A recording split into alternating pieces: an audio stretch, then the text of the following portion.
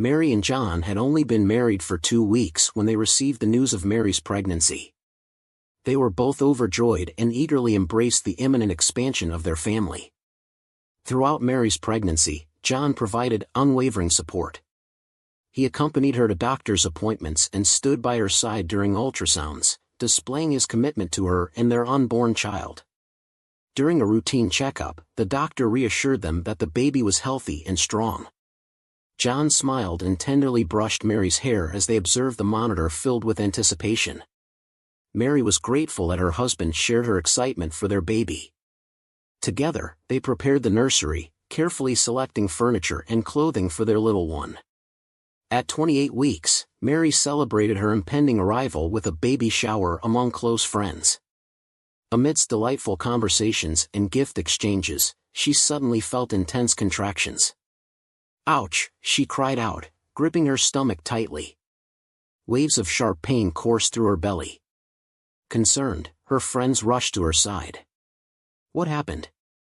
Are you okay?" they asked. Struggling to speak through the pain, Mary replied, "I'm experiencing intense contractions. I think we need to rush to the hospital. Can you help me get there?" "Of course.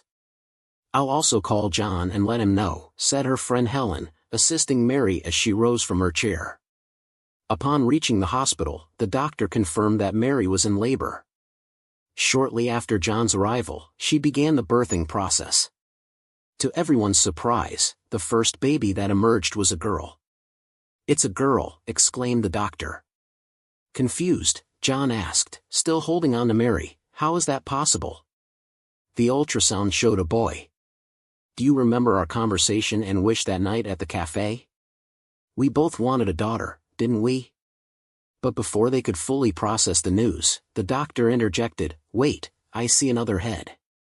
We're not finished yet. It's a boy. Look, there he is." The doctor revealed that Mary and John had welcomed 2 healthy babies. Before Mary could react, another scream escaped her lips. Another baby was arriving swiftly. John stood in stunned disbelief. He had anticipated welcoming only one baby boy into their lives, but now he had 3 children who would need his care and love. Mary was wheeled into the recovery room while the 3 children were admitted to the neonatal intensive care unit. Born prematurely at 28 weeks, the triplets required a few days' stay before they could be taken home. Meanwhile, John was left to contemplate his thoughts. He approached Mary's doctor, seeking answers about the situation. "How is this possible? How did we not know beforehand that she was carrying triplets?" he inquired. "Well, sometimes the ultrasound fails to detect everything at once, especially if the fetuses are too small. They can also conceal each other, making it challenging to identify. You and Mary are fortunate. This occurs in only 1 in a million pregnancies," she explained. Rather than feeling elated, John felt disheartened.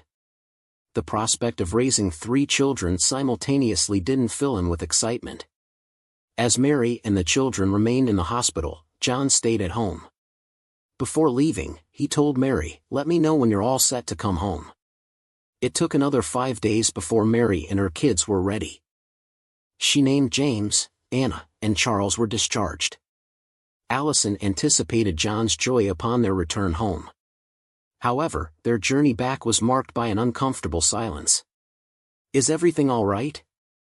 Mary asked her husband. He shrugged and grumbled. Upon reaching home, John inquired if the children needed anything. Mary smiled, thinking he was finally adapting to the demands of caring for triplets. The kids ran out of diapers at the hospital.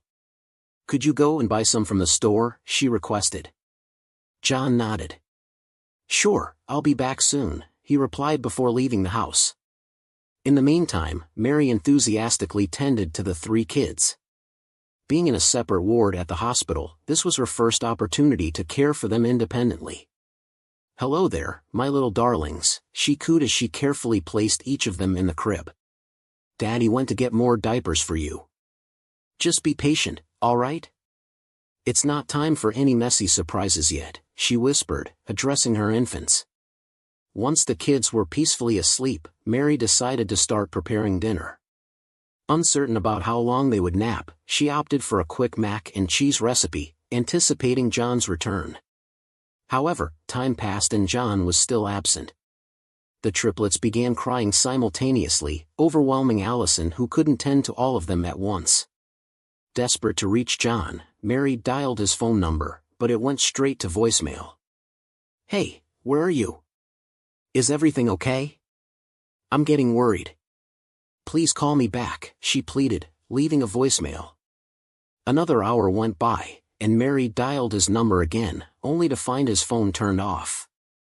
Growing increasingly anxious, she dialed 911 in search of answers. "I just need to verify if this number is active. My husband hasn't returned home, and I'm concerned he may have been in an accident," she explained, her voice filled with panic. The dispatcher obtained John's number and managed to track it. "I'm sorry, ma'am, but the line is active. There hasn't been an accident, and your husband is currently driving on the interstate freeway." Overwhelmed, Allison burst into tears. "Why?" she sobbed, as her children echoed her cries in the background. "What did I do to deserve this?" Left alone with her 3 newborn triplets, Allison felt an immense burden without any assistance. She was overwhelmed, restless, and fearful, nearly letting go of hope regarding John's whereabouts. Allison decided to visit Frank, John's closest friend, hoping he might have some information the following morning. Mary knocked on Frank's door, aware of the inseparable bond between him and John. In the blink of an eye, everything had changed. Allison couldn't help but seek answers from Frank, knowing he held key insights. "Hey, Allison, come on in. It's great to see you," Frank exclaimed upon opening the door and seeing her standing there. "Would you like some coffee?" Mary nodded without hesitation, her heart racing, longing for the answers she had come seeking. "Well, I understand that John's behavior might appear strange to you," Frank said, placing the coffee on the table. "But it's not a surprise to me. Did you see him after he left us? I mean, did you have any further encounters?" "Yes, I did, and we even had an argument about it," Frank replied, noticing Mary's growing anxiety and pale complexion. "I tried to reason with him and make him understand that what he was doing was wrong.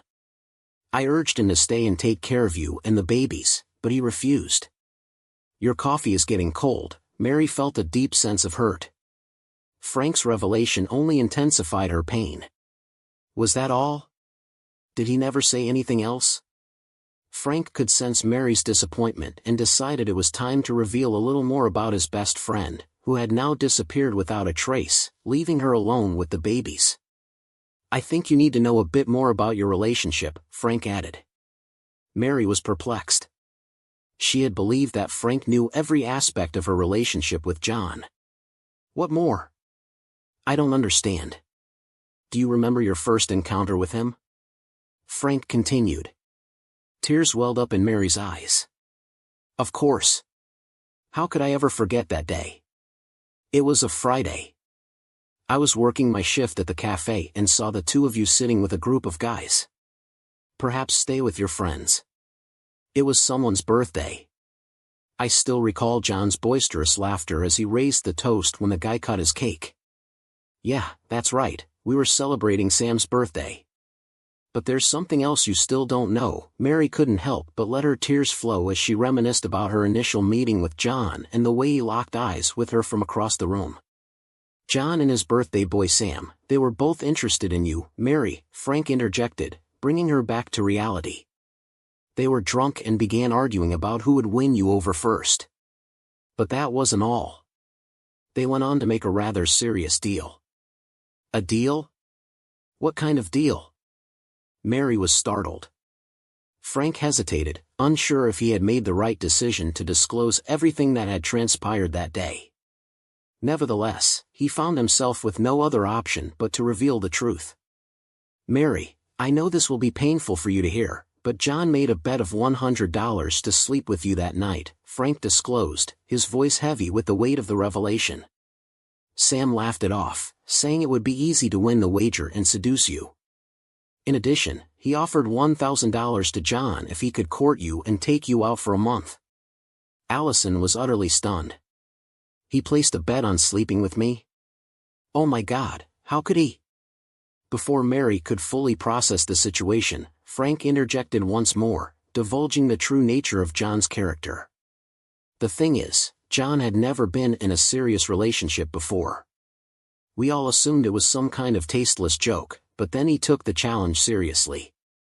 So, you're saying he courted and married me just for $1,000?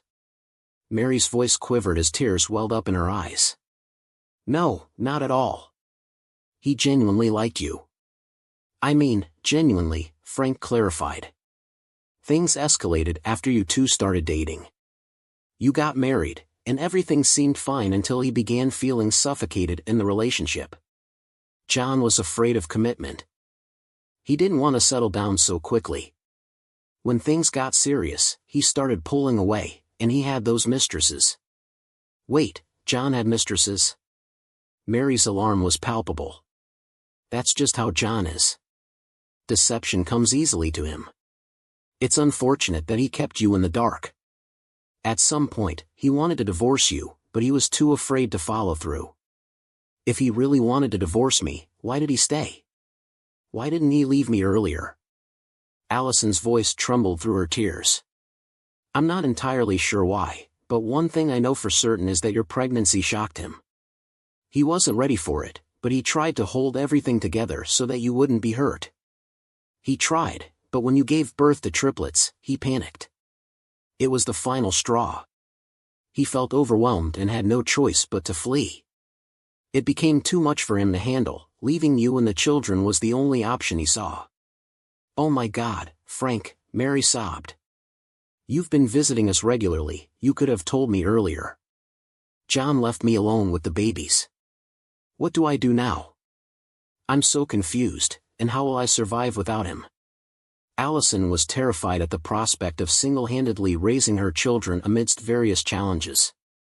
Her head throbbed with pain from hours of crying, but her tears would not stop. She paced back and forth in Frank's living room while trying to call John, but his phone was still switched off. Take it easy, Allison. You need to calm down. Have some water. Give me 5 minutes, and I'll drive you home, Frank said. Frank drove Mary to her house, where she expressed her gratitude to the neighbor who had babysat her triplets while she was away. With a forced smile, Allison quickly dismissed the woman before inviting Frank in. They are beautiful, Allison said, while gently stroking the heads of each of her babies. John shouldn't have left. He should have stayed, at least for his children if not for you, Frank commented. After Frank left, Allison tried to soothe her emotions and breastfeed her babies before laying them down in their cribs.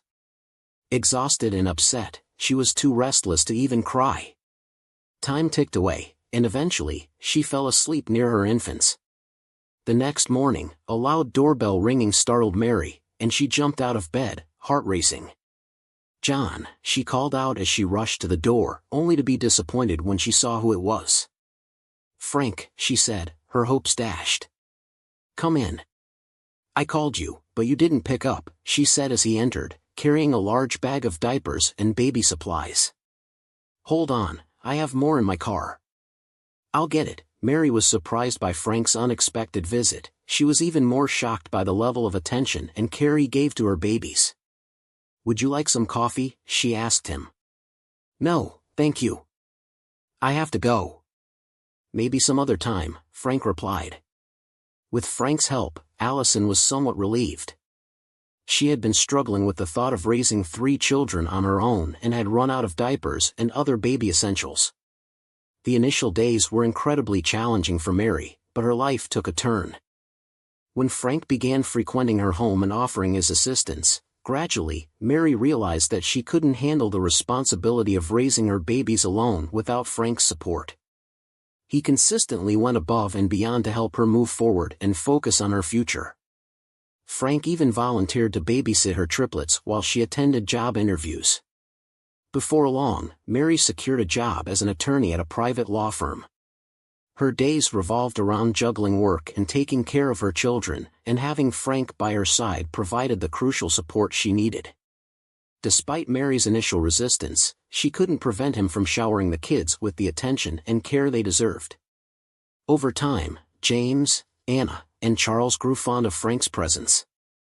They no longer pestered Mary to take them to amusement parks on weekends or argued about not receiving extravagant Christmas gifts. Frank embraced the role of a father figure, doing everything he could for them. His love for the children gradually melted Allison's heart, and she found herself developing feelings for him. Allison and Frank eventually started dating, but they took things slowly. Their priority was ensuring that the kids were comfortable with Frank assuming the role of their father. Once they received the children's approval, Mary and Frank had a modest wedding ceremony and tied the knot. 12 years passed, and numerous changes took place. Although the scars left by John on Mary's heart still lingered, both Allison and Frank achieved success in their careers and raised 3 remarkable children together. Everything seemed to be heading in the right direction until one day when Mary's secretary called her to sign for a package from a client. "The courier's on her way," the secretary informed. As they eagerly awaited Mary's signature, Allison stormed out of her office. She was shocked. "John," she exclaimed upon seeing her ex-husband. She invited him to her office, wanting answers from John about everything he had done to her 12 years ago. John nervously followed Allison to her spacious office adorned in blue on the 3rd floor. He hadn't expected to encounter his ex-wife, whom he had left behind with their newborn triplets, in such a successful position. "I rehearsed this conversation a million times in front of the mirror," Mary spoke as she settled into her rolling chair. John was shocked to witness her in this position. She had changed immensely, time had truly transformed her. "At first, I missed you. I even held on to the hope that you'd change your mind and come back. But as I unraveled some truths, I began to hate you more than I ever loved you.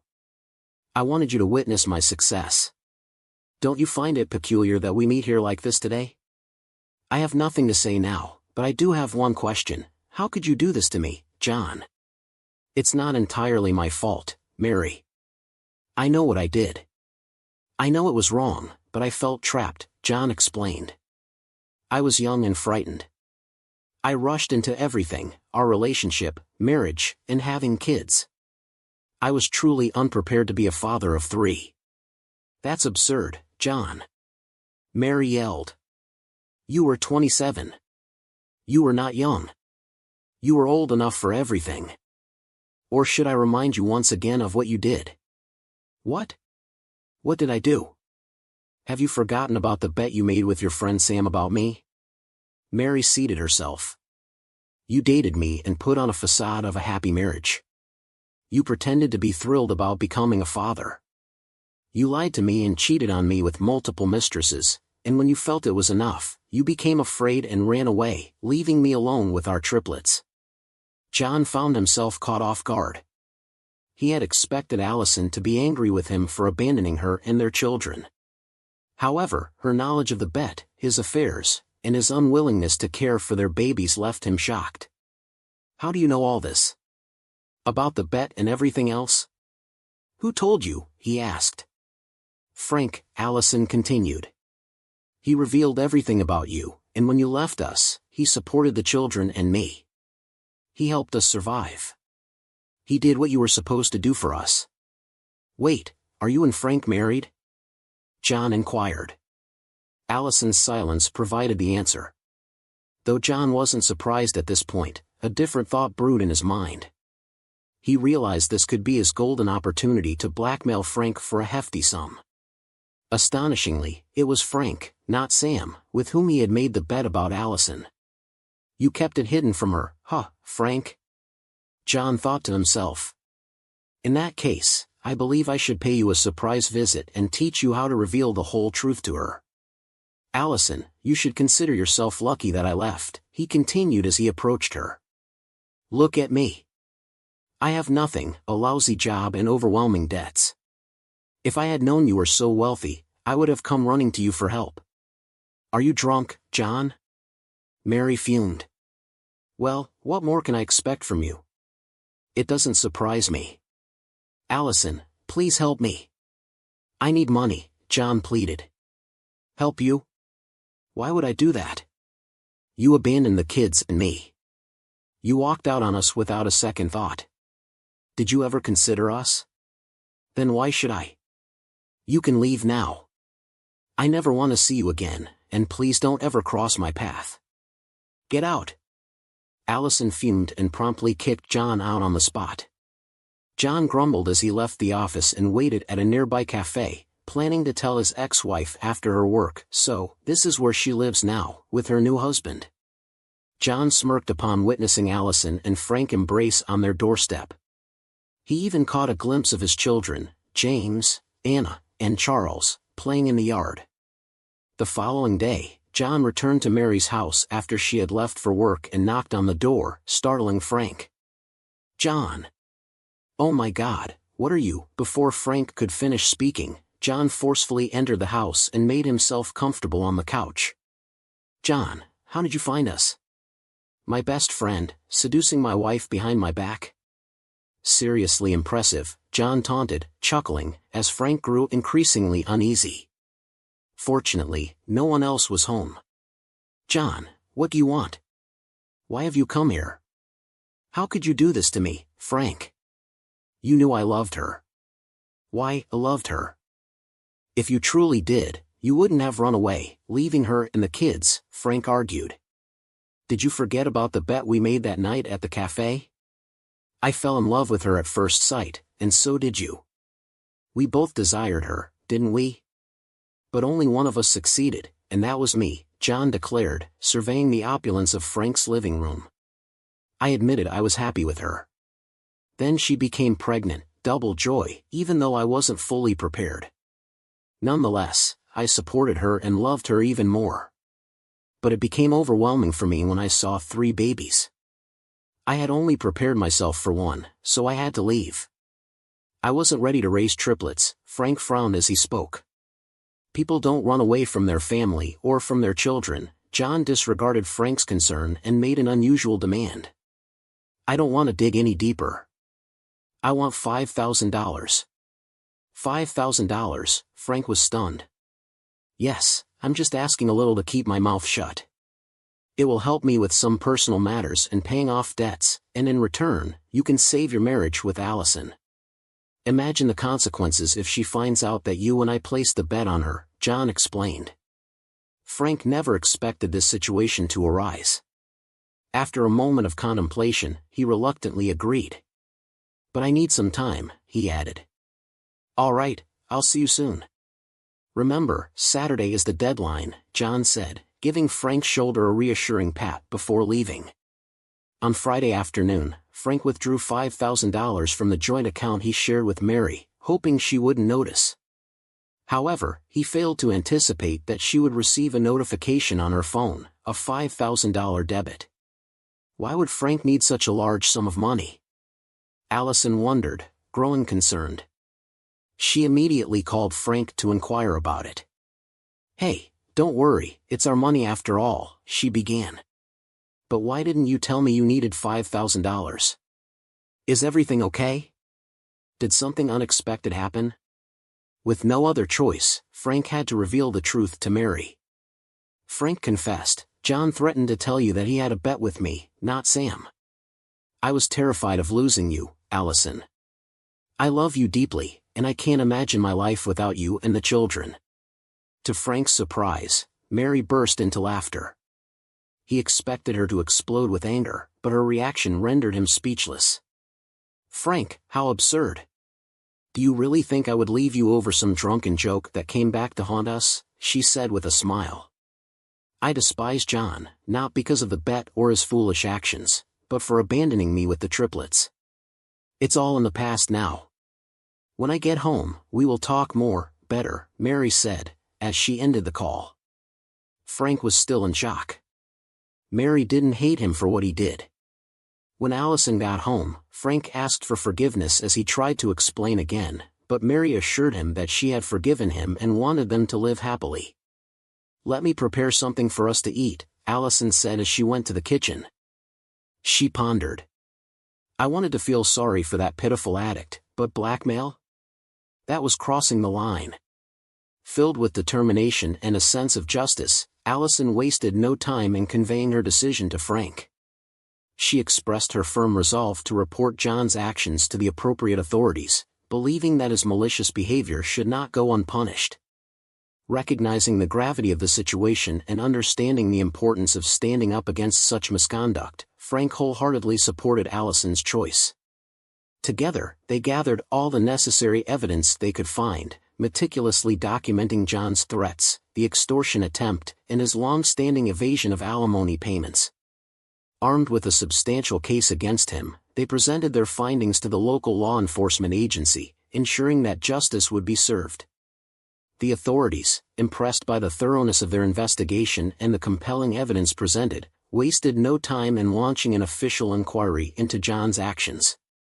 It didn't take long for the truth to unravel, exposing John's despicable deeds to the scrutiny of the legal system. After a swift but thorough investigation, the law enforcement agencies gathered an airtight case against John. The weight of his transgressions bore heavily upon him as he faced the consequences of his actions. He was swiftly arrested, apprehended for blackmailing Frank and eluding his alimony obligations for over a decade. News of John's arrest sent shockwaves through their community as people learned of the extent of his deceit and the pain he had caused Allison and her family. The authorities, determined to ensure justice prevailed, pursued the legal proceedings with utmost seriousness. John's trial was a significant event that garnered widespread attention. The evidence presented during the proceedings painted a damning picture of his character and actions.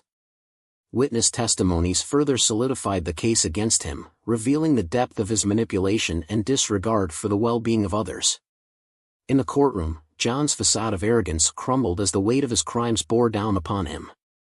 The judge, recognizing the severity of his offenses, handed down a just and substantial sentence, holding him accountable for his actions. The verdict served as a powerful message, illustrating that attempts to exploit and blackmail others would not go unpunished. With John behind bars, Allison and Frank felt a renewed sense of security and closure. Their courageous decision to seek justice had not only protected their own family but potentially spared others from falling victim to John's malicious schemes. They hoped that John's arrest would serve as a deterrent to others, preventing similar acts of blackmail and ensuring the safety and well-being of innocent individuals. As for Allison and Frank, they found solace in knowing that their love and resilience had prevailed. Their bond grew stronger through the shared experience, reinforcing their commitment to each other and their determination to overcome any future challenges that came their way.